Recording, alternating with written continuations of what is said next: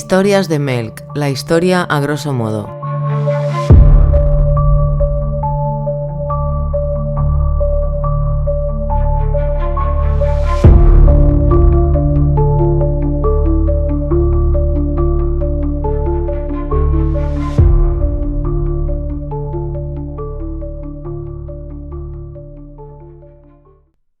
Hola amigos, hoy tenemos un tema muy difícil. En serio, si sois demasiado sensibles, este programa no va a ser el vuestro.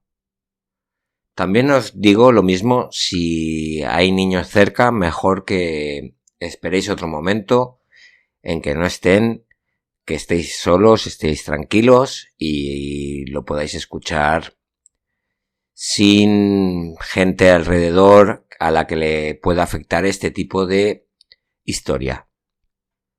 Porque el programa de hoy va a ser un programa gore, pero bastante gore. Mira que aquí hemos tocado temas como los Ustacha, el genocidio de Ruanda, el genocidio de los Jemeres Rojos, pero es diferente porque era una gente, tanto Ustachas, los Jemeres, como los ruandeses, los Hutus. Era mucha gente que muchas veces esta gente se lanzaba a lo loco y se metían en una orgía de sangre. Pues lo de hoy es diferente, porque es un plan establecido. Es un plan científico. Y esta va a ser la historia de hoy. La historia de la unidad 731. Que es, o era, una unidad científica del ejército japonés en la Segunda Guerra Mundial. Aquí veremos que los hombres de batas blancas no son siempre los buenos. Soy Tony de Melk y sed bienvenidos a Manchuria, al norte de China, aunque quizás desearíais no haber venido. Empezamos. Y ya que vamos a hablar de la Segunda Guerra Mundial, vamos a explicar un poco el contexto de por qué Japón se metió en esta guerra. Para esto hay que entender un poco la historia de Japón. Durante el periodo Edo, estamos hablando de años 1600, 1700, había un aislamiento total en la isla. Bueno, en las islas. Japón estaba aislado del mundo, pero por decisión propia. Ellos habían decidido que se lo cocinaban, ellos se lo guisaban y ellos se lo comían. Hasta que en 1853 vino el comodoro Matthew Perry. Sí, tiene el mismo nombre que el actor de Friends. Pues Matthew Perry vino y les dio un ultimátum. Tenéis que abrir los puertos a Occidente. Bueno, básicamente a Estados Unidos, que es de donde venía. Les dio un año para tomar una decisión. Y los japoneses tuvieron que aceptar. Japón estaba básicamente en la Edad Media. Es la época de los samuráis, las katanas, los ninjas, todo esto. Tienen que aceptar porque el señor Perry ha venido con sus barcos negros de vapor, con sus cañones, y no les queda otra. Los japoneses aceptan, pero la mentalidad japonesa, que es como lo que pasó después de la Segunda Guerra Mundial, que Japón había sido totalmente destrozado, totalmente arrasado, y Japón se recompuso y se convirtió en una de las mayores potencias económicas del mundo. Pues aquí ocurrió un poco lo mismo. pasaron de ser un país feudal atrasado a convertirse en otra potencia. A esto se le llamó la restauración Meiji, en la que, bueno, ya que tenemos que abrirnos al mundo y ellos están más avanzados que nosotros, pues vamos a copiar sus modelos. Porque a ellos no quieren que les ocurra como le ha pasado a China. En China tuvieron las guerras del opio, un tema muy parecido, que les obligaban a abrir los puertos y aceptar el negocio del opio, porque estaba prohibido en China. Una cosita de los ingleses. Pues los ingleses destrozaron a los chinos. Que los ingleses también tienen mucha tela que cortar, pero eso ya otro día. Volviendo a Japón. Como Japón no quiere que le ocurra lo mismo, tiene que tomar una decisión.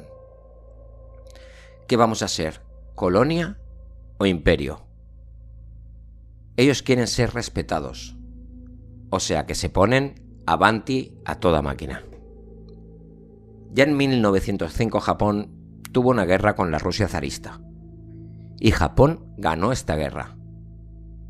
Era la primera vez que un país asiático, un país no europeo, le ganaba una guerra a una potencia occidental. Se están industrializando a tope. Pero hay un problema. Japón, como Inglaterra, al ser una isla, carece de multitud de recursos. Inglaterra no tiene el problema porque es un imperio que tiene muchas colonias a las que está explotando, pero Japón no tiene colonias. Y además, la población del país está creciendo sin parar. No como ahora, que Japón está envejeciendo a pasos agigantados. Pues Japón necesita territorios para conseguir esos recursos, esas tierras, donde instalar a estos nuevos japoneses que están naciendo. Hay que conquistar territorios. El primero que conquistan es la península de Corea en 1910. Les va muy bien tener esta colonia, pero hay que protegerla, porque tienen a los chinos encima y a los rusos cerca. Entonces, quieren conquistar el norte de China, la región que se llama Manchuria, que es muy rica en recursos, y es un tapón perfecto respecto a Corea. Se quieren aprovechar de la situación porque Manchuria pertenece a China, pero es que China está fatal. Es un caos. Señores de la guerra, el partido nacionalista de Chiang Kai-shek, Mao que ya empieza a asomar la cabecita. Hay un montón de guerras internas, y de esto se quiere aprovechar Japón. Japón tiene un acuerdo. Hay una línea férrea en Manchuria que le pertenece. Y como parte de este acuerdo, tienen a un ejército destacado allí para proteger este ferrocarril. Y mira tú por dónde que ese ferrocarril es atacado. Japón se lleva las manos a la cabeza y acusa a China. Y con esta excusa, declara la guerra y se hace con el poder en Manchuria. Pues este ataque fue un ataque de falsa bandera. No les atacó nadie. Fueron los propios japoneses que pusieron unos explosivos y acusaron a los chinos. Japón monta en Manchuria un estado títere y lo llaman Manchukuo. Ponen de regente a Puyi, que fue el último emperador de China.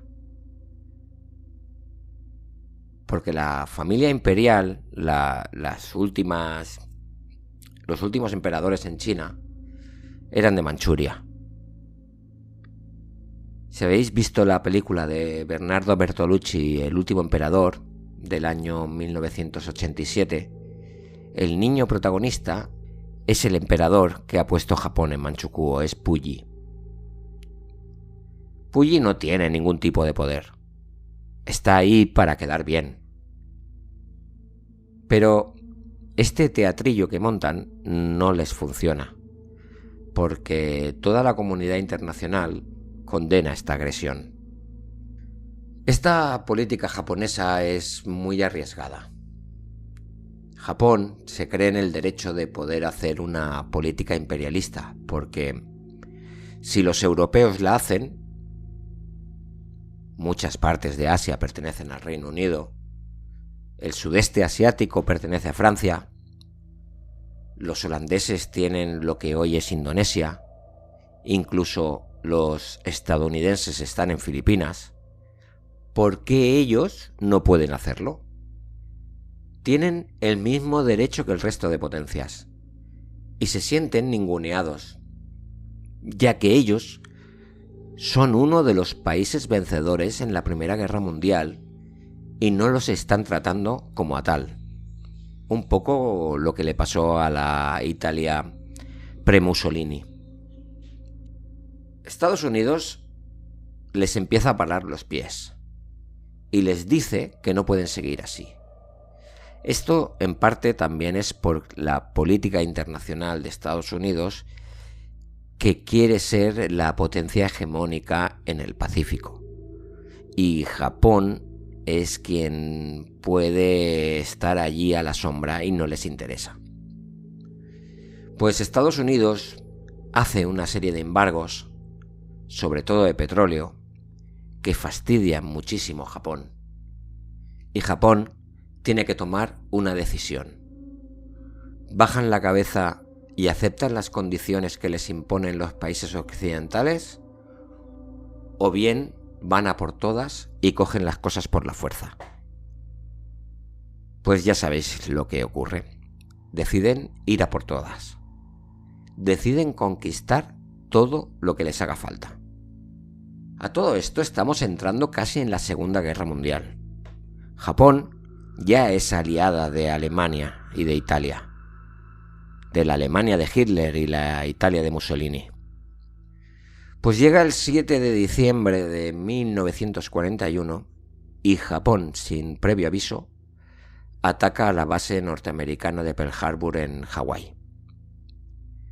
Esto fue el pistoletazo de salida para la Segunda Guerra Mundial en el escenario del Pacífico. Pero un momento, Japón ya estaba en guerra con China desde 1937.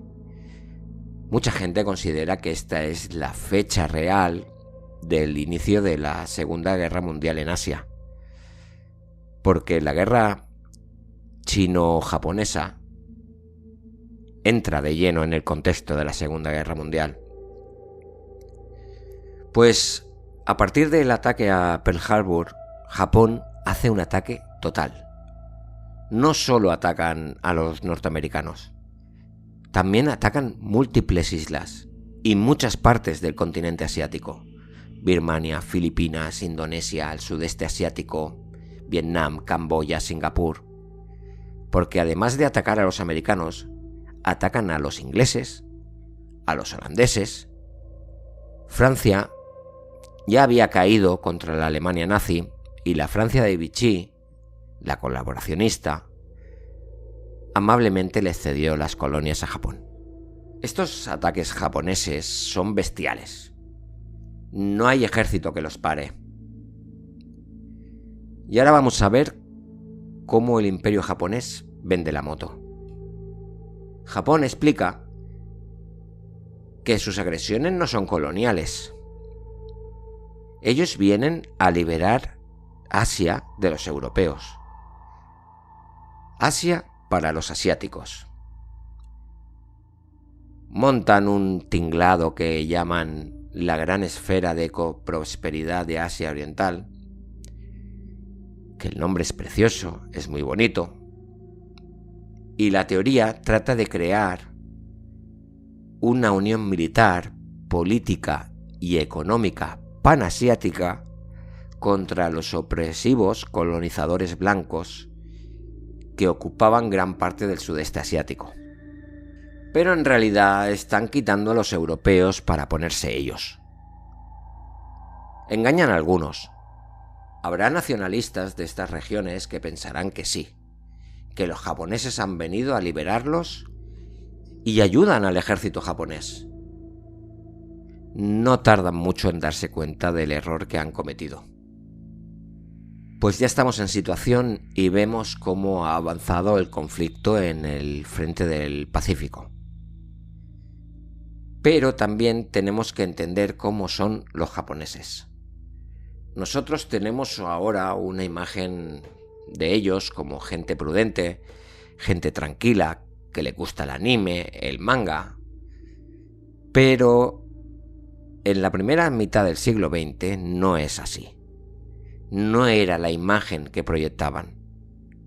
Japón está dirigido por una junta militar y toda la sociedad se ha vuelto muy militarista. El gobierno tiene a la población adoctrinada. Todo es por y para hacer un Japón más grande bajo el mando del emperador. Y lo hizo. El emperador es Hirohito. Y la sociedad japonesa es muy racista. Se consideran superiores al resto de los pueblos asiáticos. Ellos creen de verdad que su emperador es descendiente de los dioses. Y el trato que tiene el ejército japonés en los países ocupados con la población civil es muy cruel. El ejército japonés se rige por un código, el Bushido. Este código es una herencia de la época de los samuráis. Es un código de honor en el cual no entienden la rendición. Porque, ¿qué es eso de rendirse?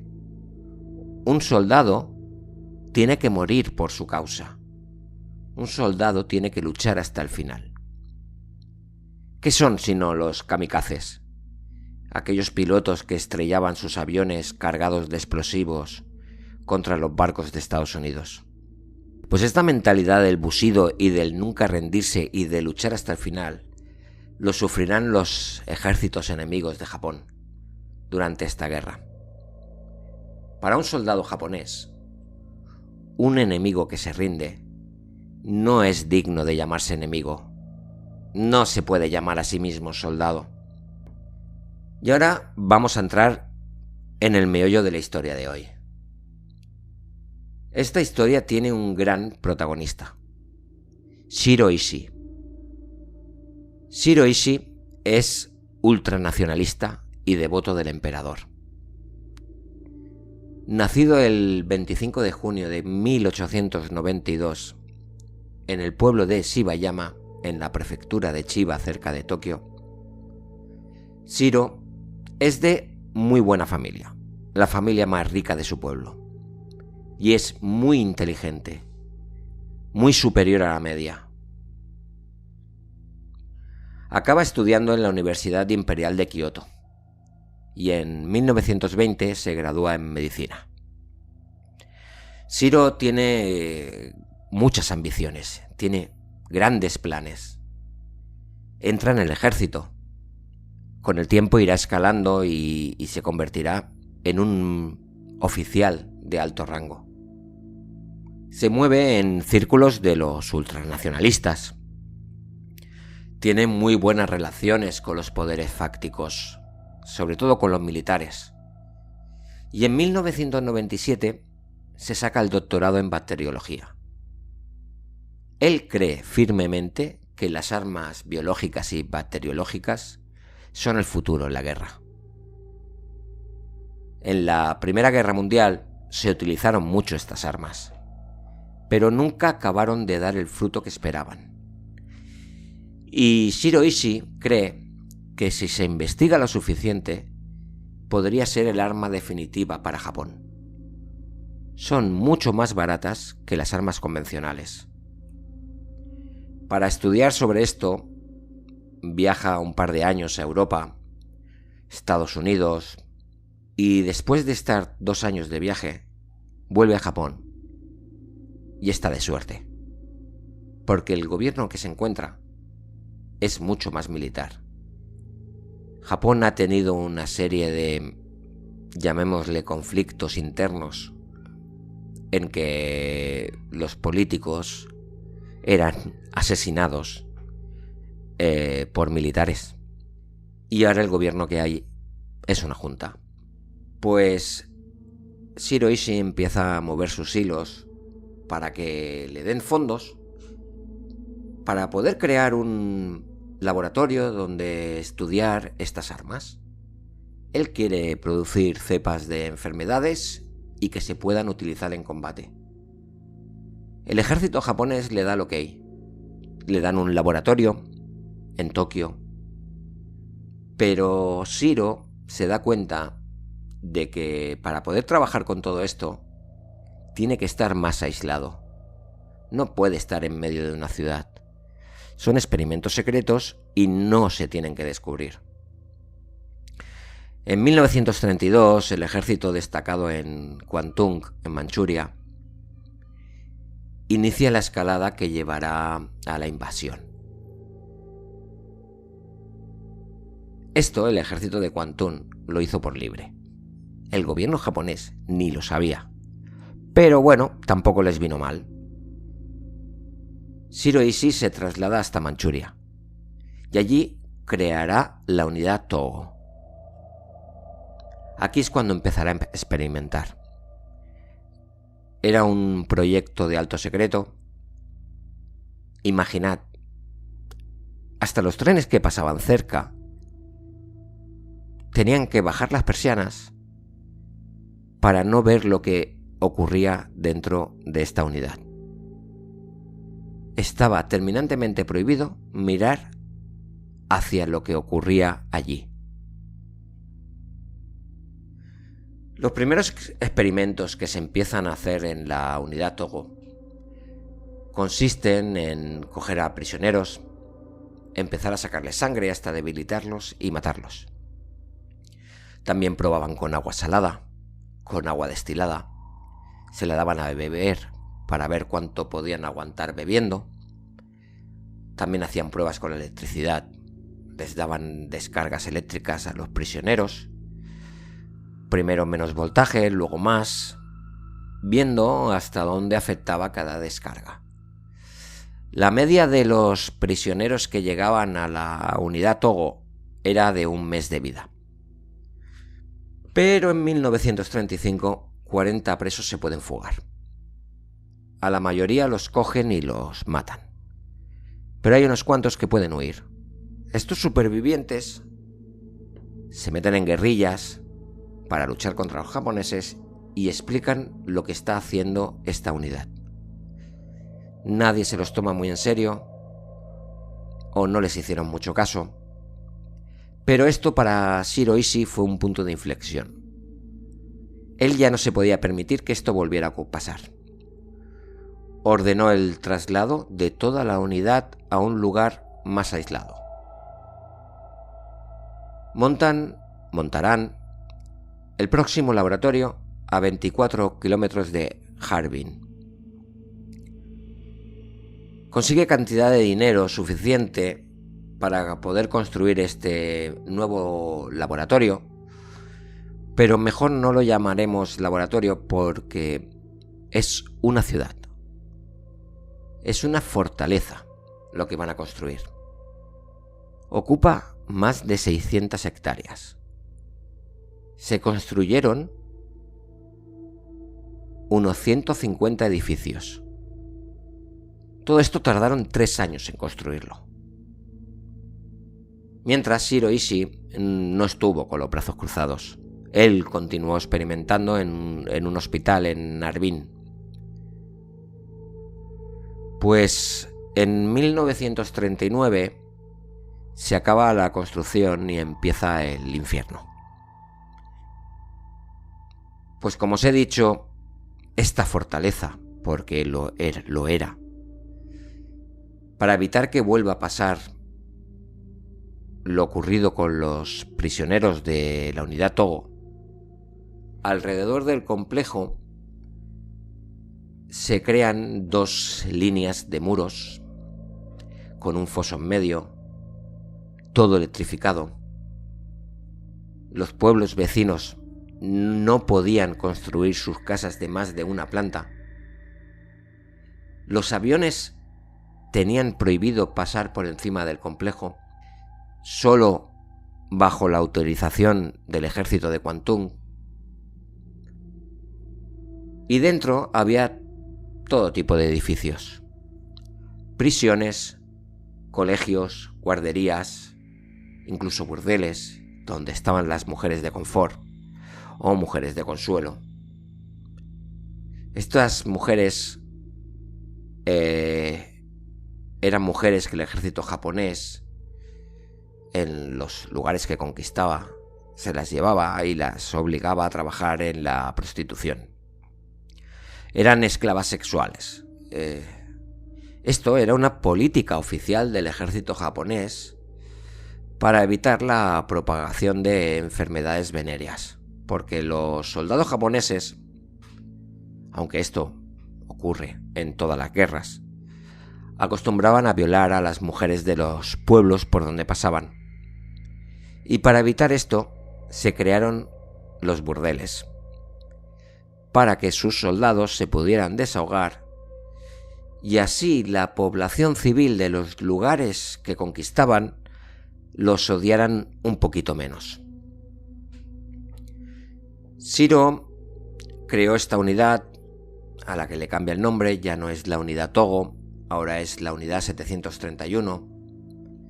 Cambió a todo el personal, se deshizo de todos los investigadores que tenían en la anterior unidad y trajo desde las universidades japonesas investigadores nuevos, médicos, científicos relacionados muchos con la bacteriología, pero todo tipo de médicos.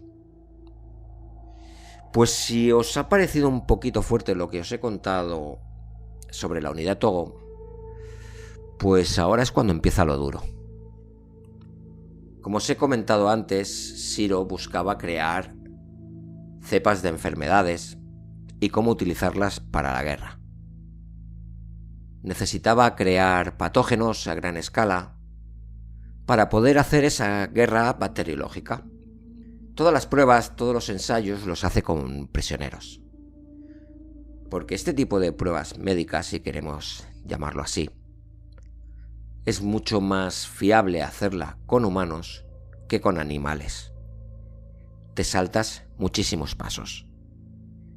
Las enfermedades que empiezan a cultivar y a estudiar son tuberculosis, peste, cólera, tifus. La peste es aquella de la Edad Media, la peste bubónica. Esa peste que acabó con casi la mitad de la población de Europa en el siglo XIV. La mayoría de estos prisioneros que se utilizaban eran chinos, pero también habían coreanos, mongoles, rusos, europeos, filipinos, malayos e incluso norteamericanos. Shiro quería un amplio espectro de gente, porque en la mentalidad racista del Japón de esta época, cada raza es diferente. Hay unas más fuertes y otras más débiles, y él quería toda la diversidad posible para ver la diferencia de cómo afectaban sus estudios a todo tipo de personas. Los pueblos cercanos había terror, porque en principio habían cogido a prisioneros de las cárceles que había en Manchuria. Pero ya llegó un momento en que podían llamar a tu puerta y llevarte. Había pánico hacia la policía militar japonesa, porque sabían que quien entraba en la unidad 731 ya no volvía a salir.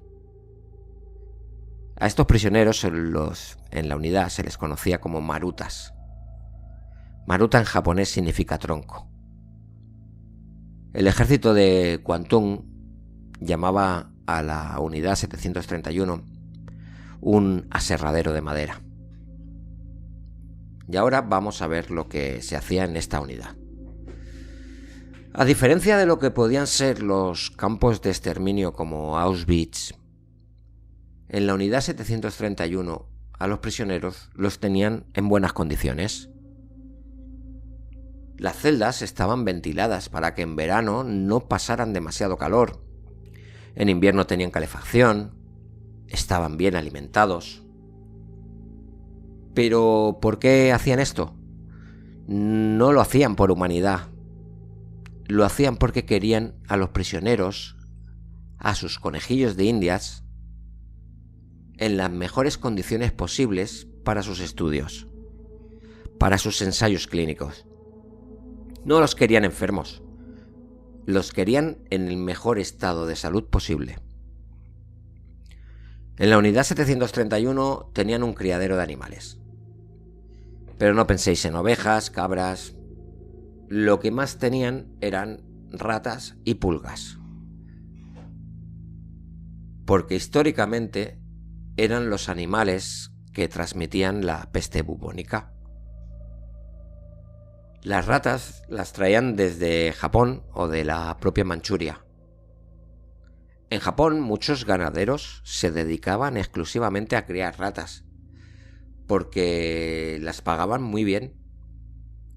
Estos ganaderos no sabían nada de lo que ocurría. Pensaban, bueno, pues si es estos médicos locos que quieren muchas ratas para su laboratorio, a mí mientras me las paguen, ya me va bien. Era un negocio seguro, cada mes estaban comprando ratas. Pero criar pulgas es mucho más complicado.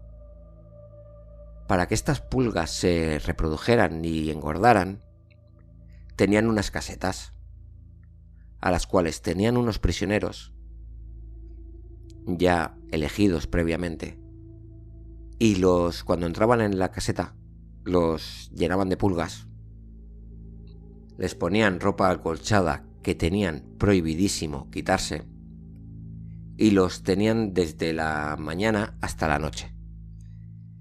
Si se quitaban una pieza de ropa, serían fusilados, o algo peor. Estas pulgas les picaban, les chupaban la sangre, y esto era un día tras otro. Por las noches, cuando los sacaban de las casetas, les quitaban la ropa, se recogían las pulgas, y a la mañana siguiente, más pulgas para ellos. La idea que tenían Shiroishi y sus cómplices era conseguir soltar estas ratas con las pulgas infectadas de peste bubónica y llevarlas hasta zonas enemigas para que la población se contagiara de la peste. Como os he comentado, no solamente estudiaban esta enfermedad, estudiaban muchísimas más y las probaban todas. Y querían ver cuál era la más efectiva a la hora de atacar a una población enemiga. Seleccionaban prisioneros y los infectaban con peste, cólera, muermo, disentería, y iban anotando los resultados. A los que se les morían, les quitaban los órganos para estudiarlos y los incineraban en unos hornos crematorios que tenían. Y a los que iban sobreviviendo, para ver el avance de las enfermedades, los viviseccionaban. Ya sabéis, en vivo, sin anestesia, les abrían y veían cómo atacaban a los órganos estas enfermedades. Pero no solo hacían este tipo de experimentos, hacían pruebas con la sangre. A estos prisioneros les hacían transfusiones de sangre de animales para ver cómo reaccionaba el cuerpo. Incluso de muertos sacaban la sangre y se la inyectaban a los vivos. Todas las pruebas eran ensayo-error. Probamos esto, vemos cómo funciona. No funciona bien, probamos de otra manera. Pero el resultado siempre era el mismo: la muerte del prisionero. Tenían una especie de campo de tiro el cual estaba lleno de postes de madera diseminados por todo el campo, y ataban a prisioneros en estos campos. Hacían todo tipo de pruebas con las armas. Probaban los lanzallamas, probaban granadas. ¿Cómo lo hacían? Un soldado japonés se ponía, por ejemplo, a 1 metro de un prisionero y disparaba con el lanzallamas. Veían el resultado. Ya os podéis imaginar cuál es. Cogían a otro prisionero, el mismo soldado con su mismo lanzallamas se ponía a 2 metros y repetían la operación. Y luego, con otro prisionero, a 3 metros. Con las granadas ocurrió exactamente igual. A modo de mina las utilizaban, las hacían detonar a 1 metro, a 2 metros, a 3 metros y apuntaban los resultados. Esto, imaginad cómo lo hacían. O sea, estaba el soldado haciendo esto y habían unos tipos con unas libretas apuntando y viendo qué es lo que ocurría.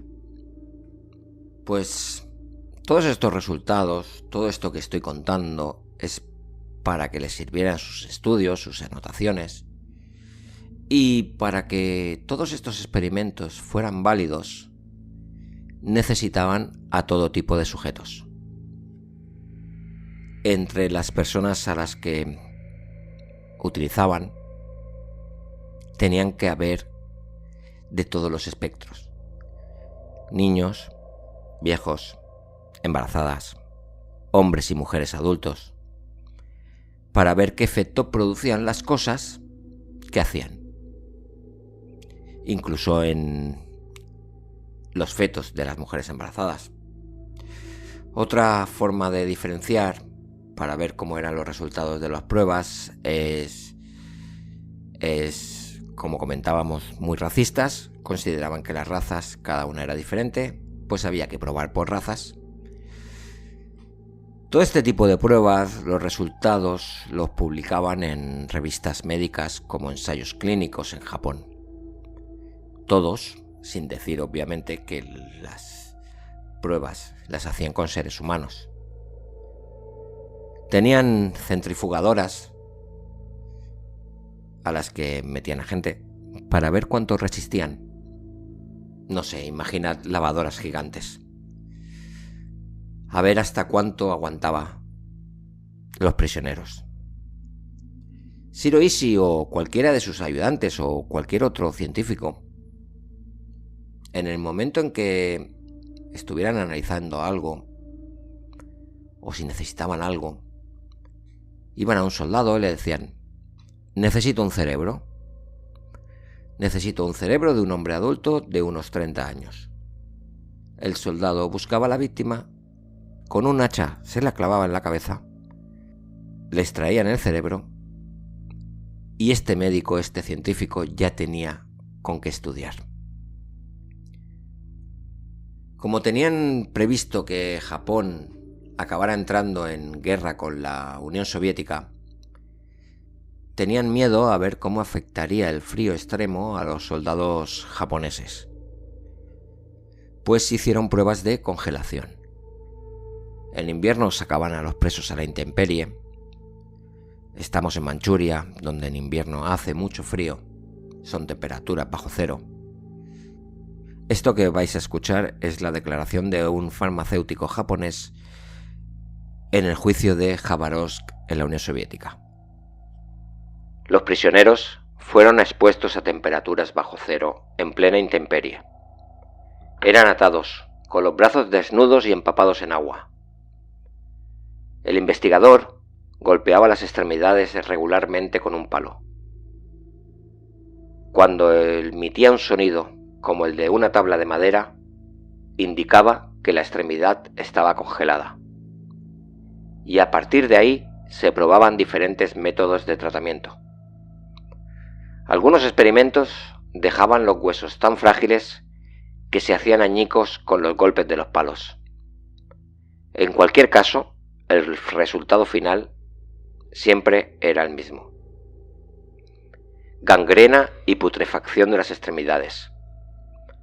Varios antiguos miembros de la Unidad 731 han comentado haber visto a las víctimas de los experimentos. Informaron que las víctimas no tenían manos ni pies. Pero claro, esto era solo en invierno. En verano utilizaban cámaras frigoríficas.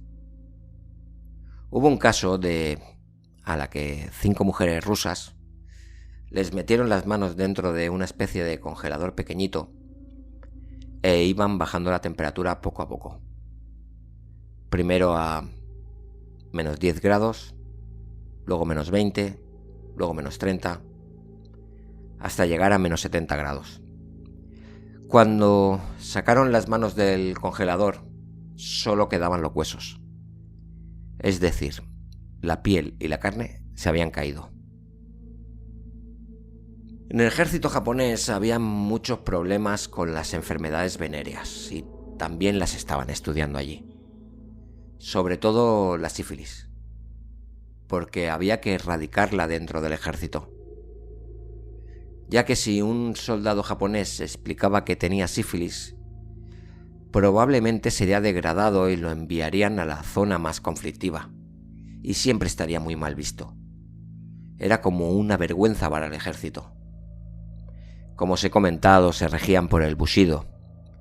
Mucho de honor, cosas muy medievales japonesas.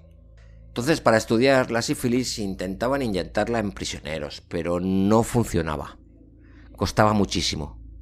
Y como no les estaba funcionando, lo que hicieron es que forzaban el sexo entre prisioneros, uno de los cuales tenía sífilis, y obligaba a mantener relaciones sexuales con otras prisioneras para que sí se contagiaran y poder estudiarlos.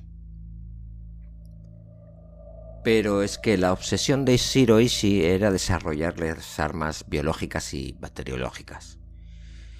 Y como tenía manga ancha y podía básicamente hacer lo que le diera la gana, ya que tenía una serie de fondos casi ilimitados, decidió que había que probarlas a gran escala. Que no solamente servía hacerlo con grupitos de prisioneros. La primera vez que lo probaron fue con la peste. Hay testimonios de chinos sobre este tema. Cuentan que estando en su ciudad veían pasar aviones y que soltaban como un humo negro. No era tal, no era humo. Eran pulgas mezcladas con trigo y algodón, para que estas pulgas no se murieran durante la caída y con los cambios de temperatura. También soltaban ratas infectadas de peste en los pueblos. Otras pruebas eran que soltaban a prisioneros enfermos de cólera y a perros enfermos de cólera para que se fueran transmitiendo las enfermedades.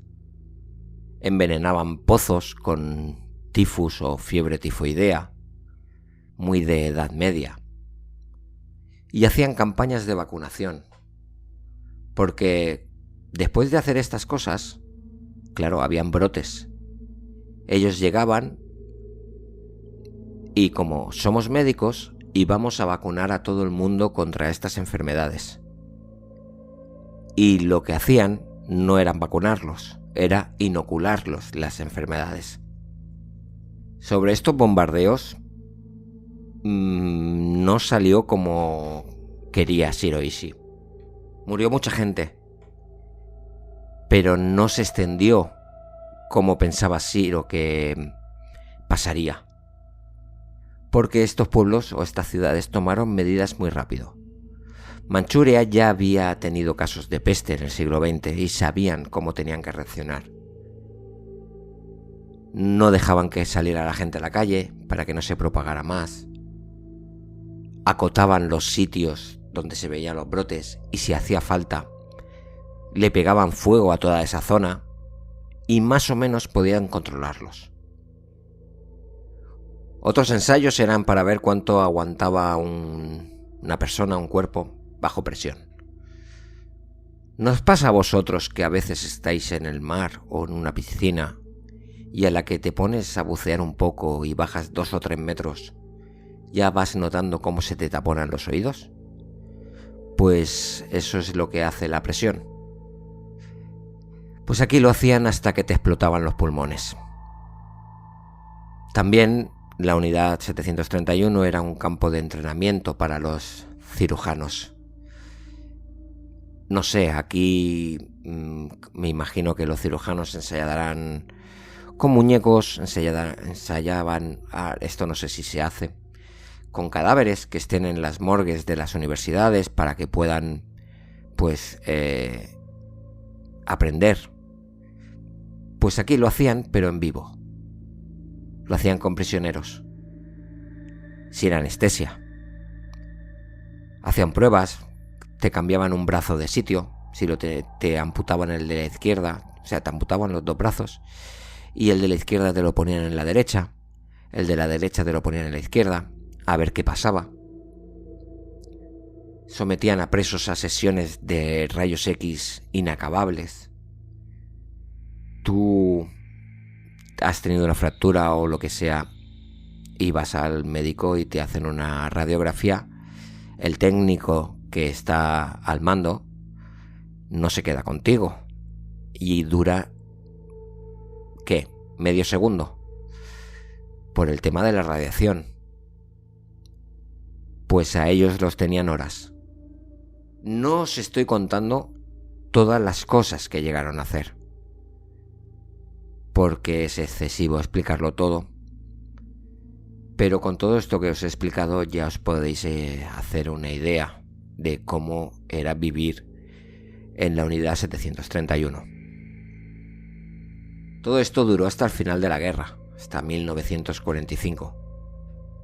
Cuando los soviéticos entraron en la zona de Manchuria, el ejército de Kwantun desmontó la unidad 731, la destruyeron con explosivos, quemaron todos los papeles y todas las evidencias que pudieron, y Shiro Ishii y la gran mayoría de los científicos se volvieron a Japón. Pero estos edificios, al volarlos, muchísimas ratas se escaparon. Y una vez finalizada la guerra entre 1946 y 1948, estuvieron propagando brotes de peste, que se calcula que hubo más de 20.000 muertos. Los científicos que se escaparon a Japón lo hicieron porque es mejor caer en manos de Estados Unidos que en manos de los soviéticos. Y ahora vamos a hacer unas cuantas comparaciones. La diferencia del trato sobre los nazis versus los japoneses. A poco que hayáis escuchado cositas de la Segunda Guerra Mundial, de los campos de exterminio nazis como Auschwitz, Treblinka, sabréis quién es, por ejemplo, el Dr. Mengele, Joseph Mengele. Las cosas que hacía en Auschwitz, sus experimentos con gemelos, que se pudo escapar y tuvo que vivir escondido, pero nunca se le pilló y murió, creo que en una playa de Brasil. Bueno, lo que quiero decir que los experimentos, las cosas que pasaban en Auschwitz son muy conocidas. Todo el mundo sabe qué barbaridades se hicieron allí. Pero la unidad 731, la salvaje unidad 731, no es nada conocida. ¿Sabéis qué ocurrió con los responsables? Con los que llevaron a cabo todas estas atrocidades. Pues no les ocurrió nada, porque llegaron a acuerdos con los Estados Unidos. Los americanos les ofrecieron inmunidad a cambio de los datos que tenían de las investigaciones. Porque ya se barruntaba que la alianza entre Estados Unidos y la Unión Soviética no podía durar, y que tarde o temprano habría problemas entre ellos. Y esta información que manejaban los científicos japoneses iba a ser muy valiosa para Estados Unidos. Por suerte, nunca se volvió a utilizar este armamento. Estas investigaciones no se pudieron utilizar en conflictos. Y muchos de estos responsables trabajaron después de la guerra. Fueron profesores de universidad, trabajaron en farmacéuticas, en hospitales. Uno fue presidente de la Asociación Médica de Japón. Y no se comieron ni un solo día de prisión. Shiro Ishii, al ser la cabeza visible, mantuvo un perfil bajo, porque estaba buscado por los soviéticos. Y lo mantuvo este perfil bajo hasta el día de su muerte. Murió de un cáncer en 1959 en su casa tranquilamente. En 1949, 2 años después de que pillaran a unos cuantos cargos menores de la unidad, porque es que no todos se pudieron escapar a Japón, y cogieron a unos cuantos en el 47 en Manchuria. Estos fueron llevados a juicio, los juicios de Jabarovsk. Tampoco se comieron mucha cárcel estos médicos, porque también a los soviéticos les interesaba saber qué es lo que habían investigado. Pero al menos toda esta historia salió a la luz. Los norteamericanos decían que estos juicios eran propaganda, que un juicio en la Rusia de Stalin no tenía ningún tipo de garantías, y en eso no les falta razón. Probablemente Stalin hizo que se persiguiera todo esto, estos juicios se hicieran por conveniencia política, para decir que, bueno, que los Estados Unidos, que van hablando de libertad y de justicia, pero tapaban estas aberraciones. El caso es que no hubo una gran publicidad sobre todo esto. En Occidente apenas se cubrieron estas noticias. Pero al menos los soviéticos hicieron este juicio y sacaron a la luz estas atrocidades y esta locura. Japón lo estuvo negando durante muchísimos años. Aún hoy, a 2025, lo reconocen de aquella manera. Hay actos sobre todo esto para medianamente reparar, promovidos por asociaciones japonesas en las que piden perdón, pero son asociaciones privadas. No hay nada por parte del gobierno japonés, no hay nada gubernamental detrás de ellas. Lo fuerte es que, por ejemplo, lo que hablaba sobre Mengele, Joseph Mengele, todo esto lo hizo un poco por iniciativa propia, porque él quería estudiar el tema de la genética y este tipo de cosas. Pero es que lo que ocurrió en Manchuria con la unidad 731, que no he querido entrar en detalles más de lo que os he contado, es que no solamente era una unidad, había muchísimas y estaban repartidas por toda China, incluso hasta en Singapur, y que hacían las mismas barbaridades. Siempre todo bajo órdenes de Shiro Ishii, porque la unidad, la 731, era la más importante. Y todo este tipo de acciones no fue una obra de un loco de mente, que lo era. Esto, a diferencia de lo de Mengele, era un programa gubernamental. Era un programa que Shiro Ishii presentó a su gobierno y se le aprobó. Todos los gerifaltes del imperio japonés sabían de la existencia de este programa. Incluso se cree que Hirohito sabía de su existencia y lo aprobaba. El tan famoso Mengele, se le calcula que unas 1500 personas pasaron por sus manos y murieron. Muchísimos de ellos niños. Un psicópata. Sobre Shiro Ishii se hablan de unas 3000 personas en la unidad 731 y entre todas las unidades entre 10 y 12.000. Y no estoy hablando de los bombardeos las transmisiones de enfermedades infecciosas con las ratas, porque es bastante incontrolable saber la gente que llegó a morir. Se habla de más de 200.000 personas. Y por suerte estos experimentos no les salió bien, porque todo resultaba muy caro, no funcionaban como creían que debía funcionar, y no se implementó. Todo esto que os he contado, incluso los bombardeos con pulgas, lo hacían a modo de prueba, no formaba parte del ejército. Por suerte no funcionó y se desechó. Y ningún otro ejército, como por ejemplo el norteamericano, lo utilizó. Bueno, utilizaron napalm en otras guerras, pero eso ya es otra historia.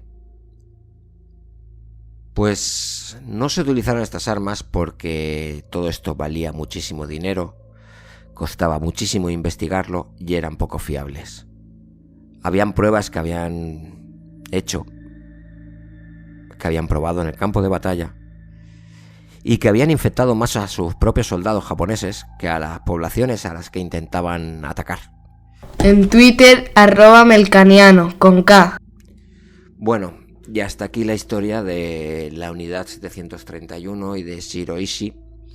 Muchas gracias a los que habéis llegado hasta aquí.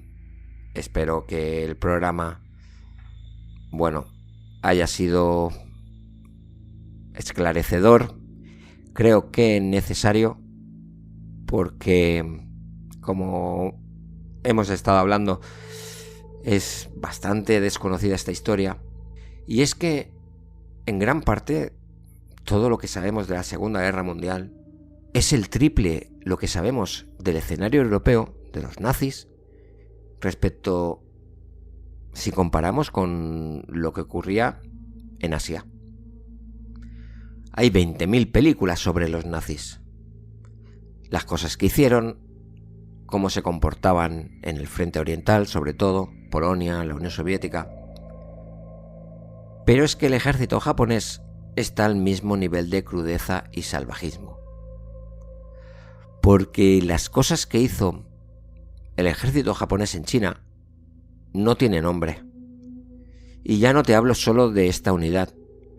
También te estoy hablando del soldadito de a pie, del ejército nipón, las masacres de Nankín, por ejemplo, que el arma que más utilizaban eran las bayonetas, para que os hagáis una idea.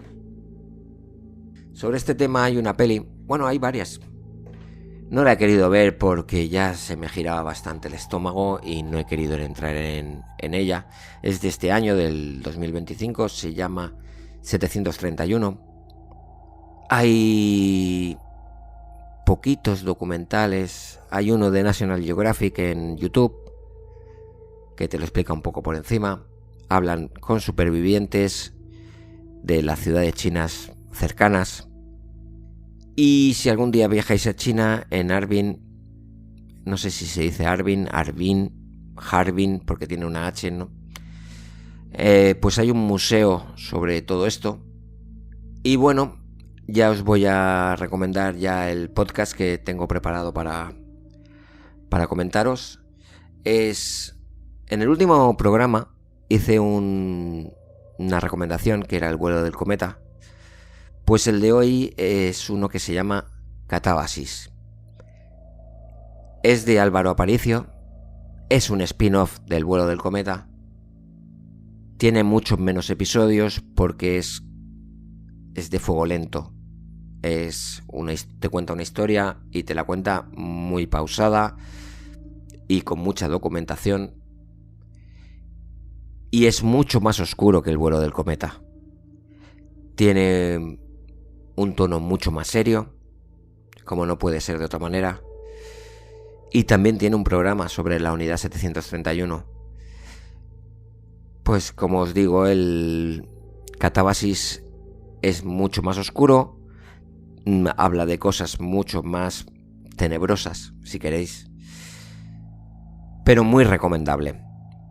También es iVoox Original, o sea que si no estáis en iVoox no lo vais a poder escuchar.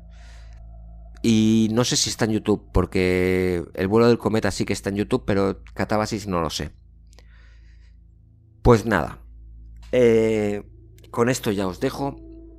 Si os ha gustado el programa, aunque no será la palabra más adecuada, gustar, pero si os ha parecido interesante, si os ha parecido que está bien, pues dejadme un like, comentar el episodio y suscribiros si no lo estáis, porque si es la primera vez que venís, ya os digo que no siempre son así de jodidas las historias.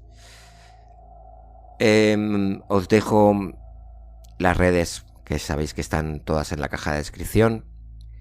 Tenemos un grupito de Telegram que va creciendo poquito a poquito. Allí voy dejando imágenes, comentamos. Y bueno, ya está. Si os queréis unir, tenéis las puertas abiertas.